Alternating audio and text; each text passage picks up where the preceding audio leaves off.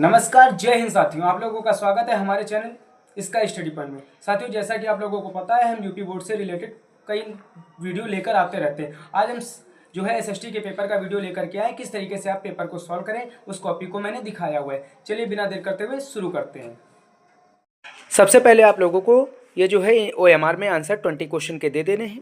इसके बाद हम पार्ट बी में आते हैं। यहाँ पे शॉर्ट आंसर पूछे गए हैं। पहला बेल्जियम एंड श्रीलंका के बारे में क्वेश्चन था, बहुत इंपॉर्टेंट क्वेश्चन है। उसको हमने दिखा दिया कि श्रीलंका में और बेल्जियम में किस तरीके से दोनों की पार्टनरशिप के बारे में बताया गया है। ठीक है। फिर दूसरे क्वेश्चन में यहाँ पे भी श्रीलंका के बारे में ही पूछा है, बेल्जियम के बारे में ही पूछा गया है, तो उसको हमने यहाँ पे दिखाया है। 23 क्वेश्चन में आ जाते हैं। यहाँ पर तमिल और जो लैंग्वेज का मामला था, सिन्हाला और ये दो धर्मों का, उनके बारे में यहाँ पे क्वेश्चन था। तो ये तीनों क्वेश्चन आपके फर्स्ट चैप्टर से आए हुए थे और तीनों को मैंने इस तरीके से यहाँ पे डिस्क्राइब कर दिया है।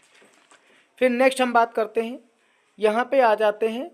तो नेक्स्ट आंसर में पूछा है ग्राम पंचायत और ग्राम सभा के बारे में। तो वहाँ से एक इम्पॉर्टेंट क्वेश्चन हमेशा आता है, उससे आपको पढ़ना है और कुछ इस तरीके से आपको बढ़िया साफ राइटिंग में डिस्क्राइब करना है। फिर नेक्स्ट आता है regional party and national party में डिफरेंस क्या है, तो उनको मैंने यहाँ पे बहुत अच्छे से लिख करके दिखाया है, आप लोग इसमें देख करके समझ सकते हैं। फिर इम्पॉर्टेंट रोल क्या रहेगा इस पेपर में, इसमें पूछा है equal number of the minister for both.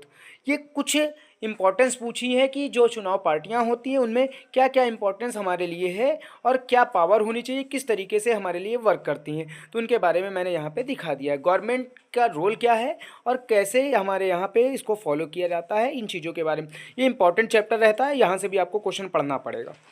फिर अगर हम बात करें तो यहाँ पर आंसर आया है दलित, यानी गांधी जी का एक मोमेंट चला था जिसका नाम था डिसओबीडियंस मोमेंट, उसके बारे में बताया गया है। यानी ये क्वेश्चन भी आपके लिए इंपॉर्टेंट रहता है। गांधी जी के तीनों मोमेंट आपको पढ़ने पड़ेंगे और अच्छे से आप लिख सकेंगे।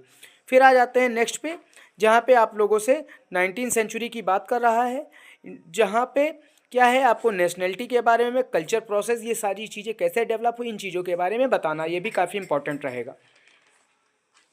फिर लास्ट में ये आंसर आपका यहाँ पे ख़त्म हो जाता है। हमारे इंडिया में कैसे लोगों ने जो है फ्रीडम के लिए सरवाइव किया, उन सारी चीज़ों को लिखते हुए हम लास्ट में फिनिश कर देखते हैं। इस तरीके से आपका जो है एसएसटी का पेपर हो जाएगा। 2 मिनट का वीडियो है, आप देखेंगे, 2-3 बार देखेंगे, आपको बहुत अच्छे से समझ में आ जाएगा। क्वेश्चन को पढ़िए। धन्यवाद।